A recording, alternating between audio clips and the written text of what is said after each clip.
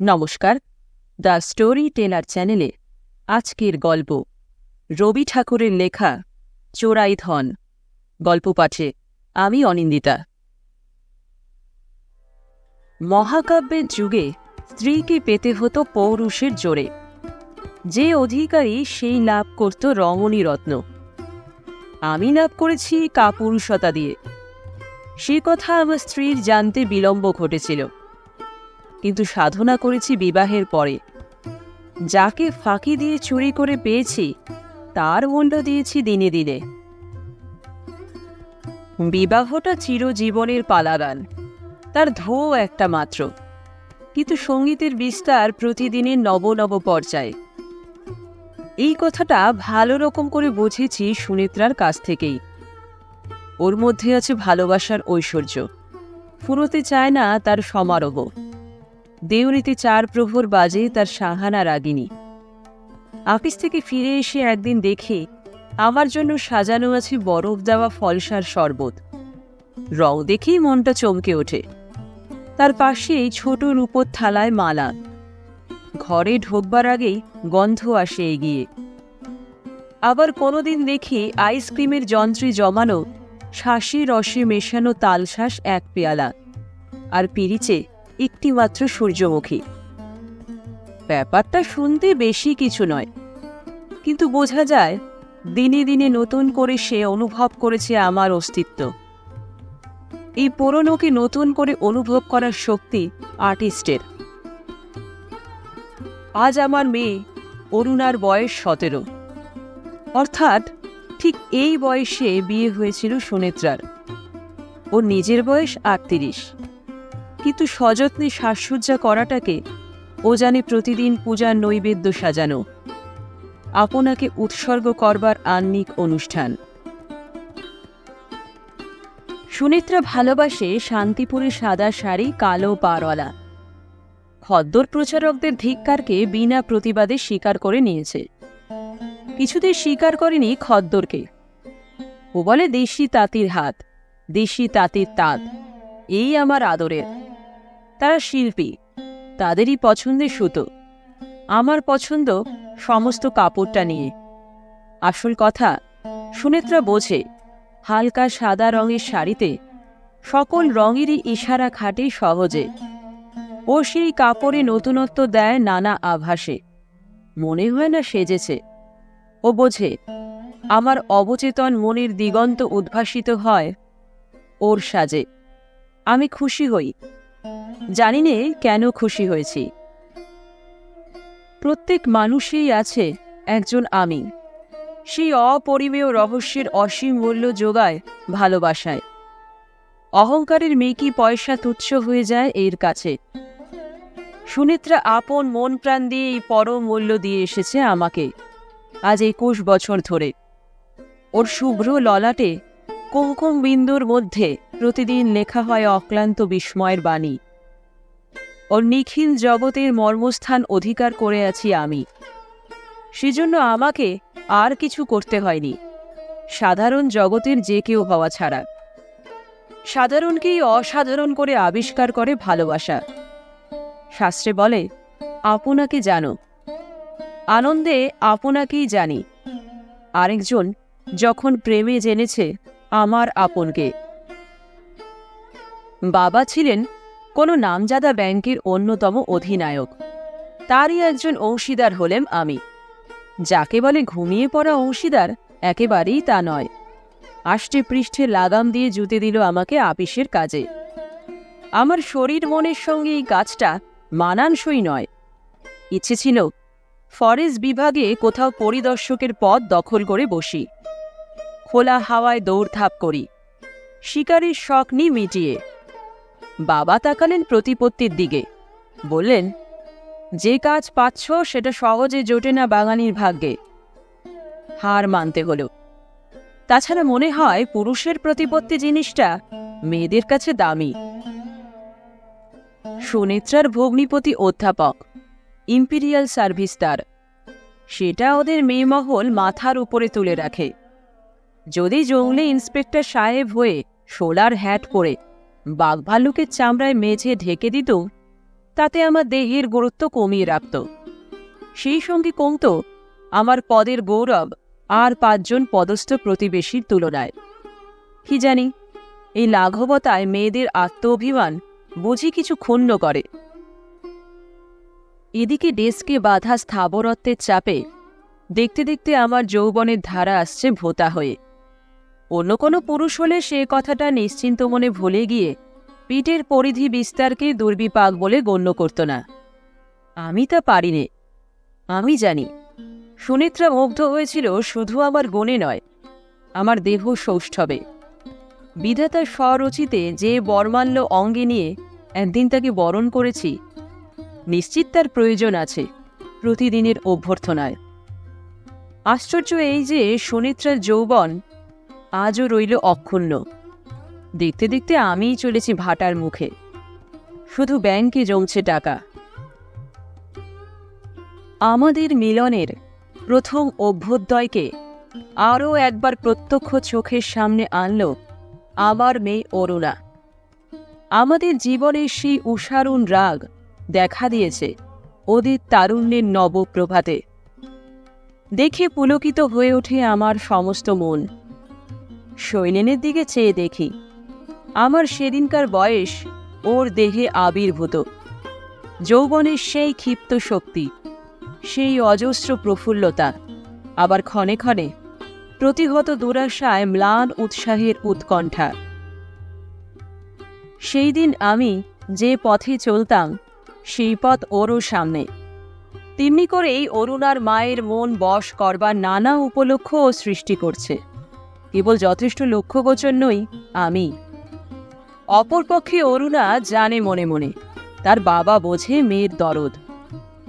এক একদিন কি জানি কেন 2 চক্ষে অদৃশ্য অশ্রুর করুণা নিয়ে চুপ করে এসে বসে আমার পায়ের কাছে মোড়ায়। ওর মা নিষ্ঠুর হতে পারে, আমি পারিনে। অরুণার মনের কথা ওর মা যে বোঝে না তা নয়, কিন্তু তার বিশ্বাস এ সমস্তই প্রভাতের মেঘ, বেলা হলেই যাবে মিলিয়ে। ওইখানেই সুনেত্রার সঙ্গে আমার মতের অনৈক্য। খিদে মিটতে না দিয়ে খিদে মেরে দেওয়া যে যায় না তা নয়, কিন্তু দ্বিতীয়বার যখন পাত পড়বে তখন হৃদয়ের রসনায় নবীন ভালোবাসার স্বাদ যাবে মরে। মধ্যাহ্নে ভোরের সুর লাগাতে গেলে আর লাগে না। অভিভাবক বলেন, বিবেচনা করবার বয়স আগে হোক, তারপরে ইত্যাদি। হায় রে, বিবেচনা করবার বয়স ভালোবাসার বয়সের উল্টো পিঠে। কদিন আগেই এসেছিল ঘন বর্ষা। বর্ষণের আড়ালে কলকাতার ইটকাঠির বাড়িগুলো এলো মোলায়ম হয়ে। শহরের প্রখর মুখরতা অশ্রু গদগদ কণ্ঠস্বরের মতোই হল বাষ্পাকুল। ওর মা জানত অরুণা আমার লাইব্রেরি ঘরে পরীক্ষার পড়ায় প্রবৃত্ত। একখানা বই আনতে গিয়ে দেখি মেঘাচ্ছন্ন দিনান্তের সজল ছায়ায় জানলার সামনে এসে চুপ করে বসে, তখনও চুল বাঁধেনি। পূবে হাওয়ায় বৃষ্টির ছাট এসে লাগছে তার এনো চুলে। সুনেত্রাকে বললাম না, তক্ষুনি শৈলেনকে লিখে দিলাম চায়ের নিমন্ত্রণ চিঠি। পাঠিয়ে দিলেন আমার মোটর গাড়ি ওদের বাড়িতে। শৈলেন এলো। তার অকস্মাৎ আবির্ভাব সুনেত্রার পছন্দ নয়, সেটা বোঝা কঠিন ছিল না। আমি শৈলেনকে বললাম, গণিতে আমার যেটুকু দখল তাতে হাল আমলের ফিজিক্সের তল বাইরে, তাই তোমাকে ডেকে পাঠানো। কোয়ান্টাম থিওরিটা যথাসাধ্য বুঝে নিতে চাই। আমার সেকেলে বিদ্যেসাধ্যি অত্যন্ত বেশি অথর্ব হয়ে পড়েছে। বলা বাহুল্য, বিদ্যাচর্চা বেশি দূর এগোয়নি। আমার নিশ্চিত বিশ্বাস অরুণা তার বাবার চাতুরি স্পষ্টই ধরেছে, আর মনে মনে বলেছে, এমন আদর্শ বাবা অন্য কোনো পরিবারে আজ পর্যন্ত অবতীর্ণ হয়নি। কোয়ান্টাম থিওরির ঠিক শুরুতেই বাজল টেলিফোনের ঘণ্টা। ধরফরিয়ে উঠে বললাম, জরুরি কাজের ডাক। তোমরা এক কাজ করো, ততক্ষণ পার্লার টেনিস খেলো, ছুটি পেলেই আবার আসবো ফিরে। টেলিফোনে আওয়াজ এলো, হ্যালো, এটা কি 1200 অমুক নম্বর? আমি বললাম, না, এখানকার নম্বর 700 অমুক। পরক্ষণেই নিচের ঘরে গিয়ে একখানা বাসি খবরের কাগজ তুলে নিয়ে পড়তে শুরু করলাম। অন্ধকার হয়ে এলো, দিলেম বাতি জেলে। সুনেত্রা এলো ঘরে, অত্যন্ত গম্ভীর মুখ।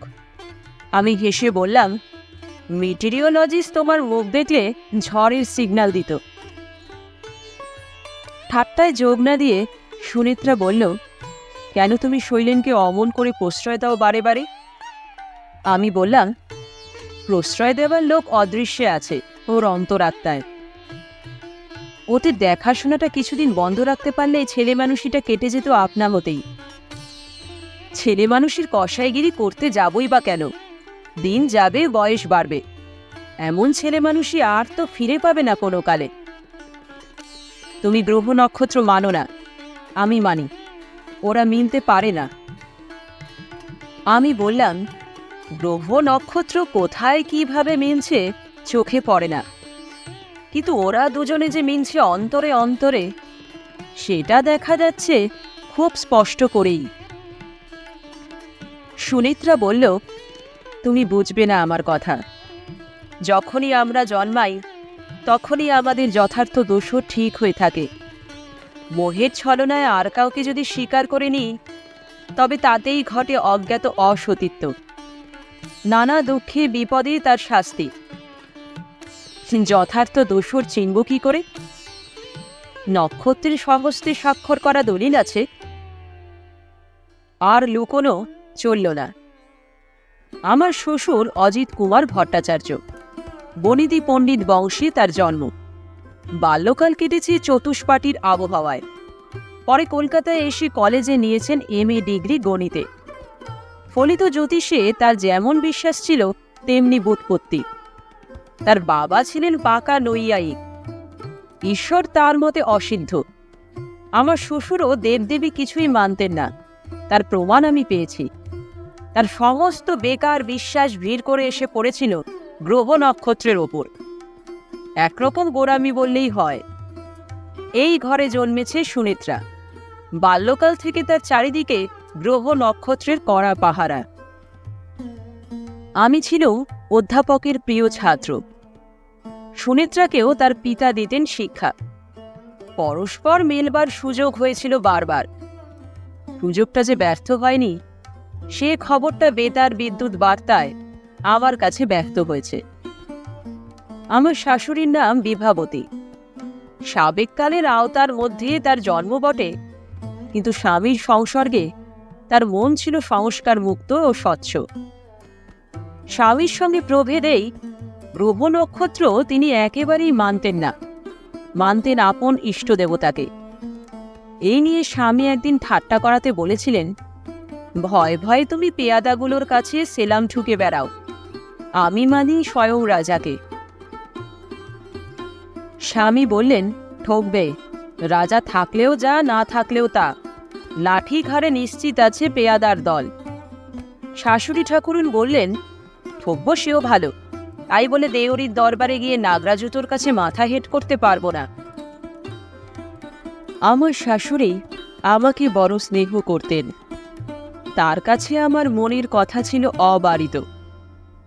অবকাশ বুঝে একদিন তাকে বললাম, মা, তোমার ছেলে নেই, আমার মা নেই, মেয়ে দিয়ে আমাকে তোমার ছেলের জায়গাটি দাও।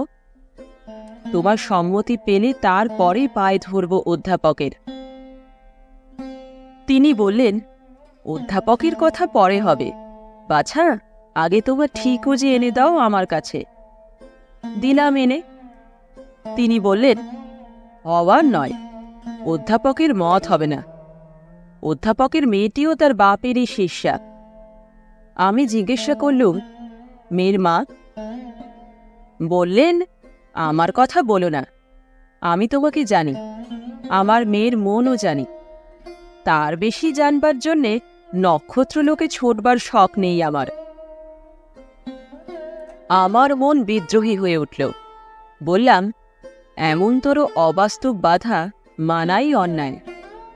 কিন্তু যা অবাস্তব তার গায়ে ঘা বসে না, তার সঙ্গে লড়াই করব কি দিয়ে?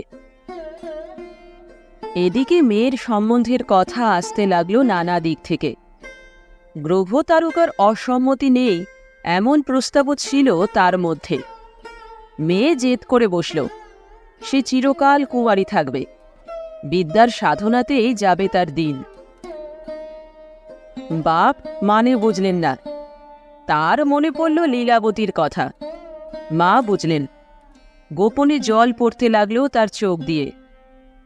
অবশেষে একদিন মা আমার হাতে একখানি কাগজ দিয়ে বললেন, সুনেত্রা ঠিকুজি, এই দেখিয়ে তোমার জন্মপত্রী সংশোধন করে নিয়ে এসো। আমার মেয়ের অকারণ দুঃখ সইতে পারব না। এর পরে কি হলো বলতে হবে না। ঠিকুজির অঙ্কজাল থেকে সুনেত্রাকে উদ্ধার করে আনলাম। চোখের জল মুছতে মুছতে মা বললেন, পুণ্যকর্ম করেছ বাছা। তারপরে 21 বছর কেটে গেছে। হাওয়ার বেগ বাড়তে চলল, বৃষ্টির বিরাম নেই। সুনেত্রাকে বললাম, আলোটা লাগছে চোখে, নিবিয়ে দিলাম। বৃষ্টিধারার মধ্যে দিয়ে রাস্তার ল্যাম্পের ঝাপসা আভা এলো অন্ধকার ঘরে। সোফার ওপরে সুনেত্রাকে বসালাম আমার পাশে।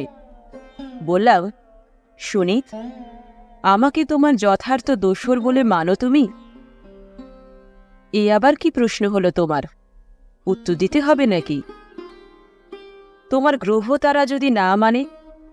নিশ্চয়ই মানে, আমি বুঝি জানি নে?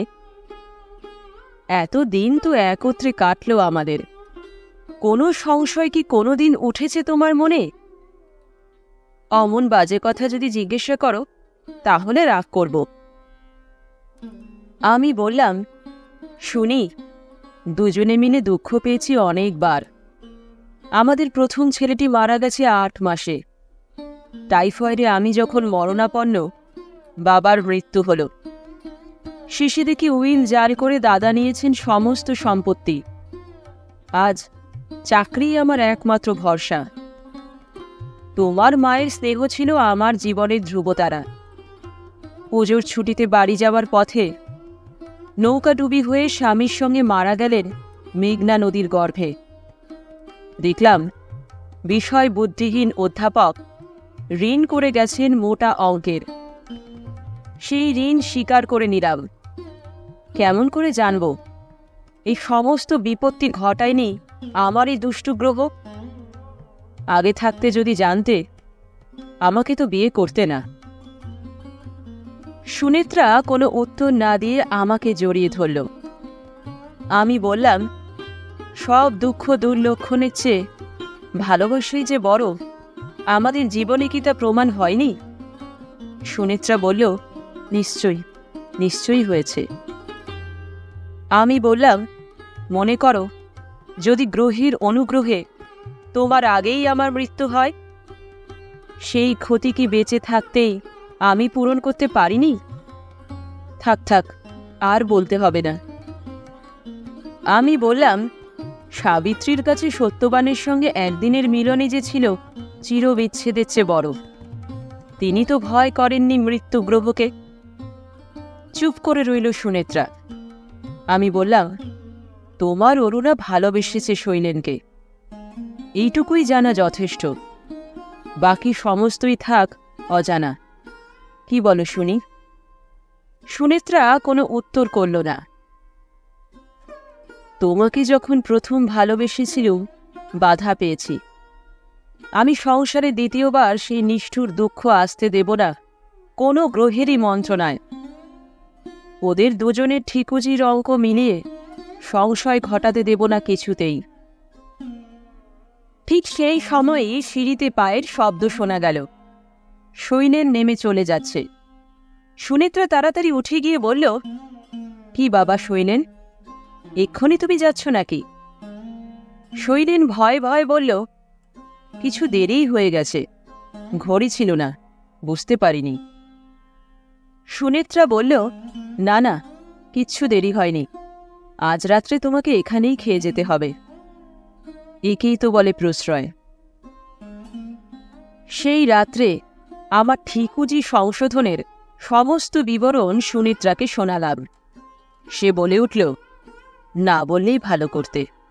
কেন? এখন থেকে কেবলই ভয় ভয় থাকতে হবে। কিসের ভয়? বৈধর্ব যোগের? অনেকক্ষণ চুপ করে রইল শুনি। তারপরে বলল, না, করব না ভয়। আমি যদি তোমাকে ফেলে আগে চলে যাই, তাহলে আমার মৃত্যু হবে দ্বিগুণ মৃত্যু। নমস্কার, দ্য স্টোরি টেলার চ্যানেলে আজকের স্টোরি এখানেই শেষ। এই চ্যানেলে গল্প শুনতে ভালো লাগলে চ্যানেলটিকে সাবস্ক্রাইব করুন, লাইক করুন, বেল আইকন প্রেস করে দিন নতুন গল্পের নোটিফিকেশনের জন্য। নতুন গল্প প্রতি বুধ এবং শনিবার ঠিক সন্ধ্যে ৬টায়। অনেক ধন্যবাদ।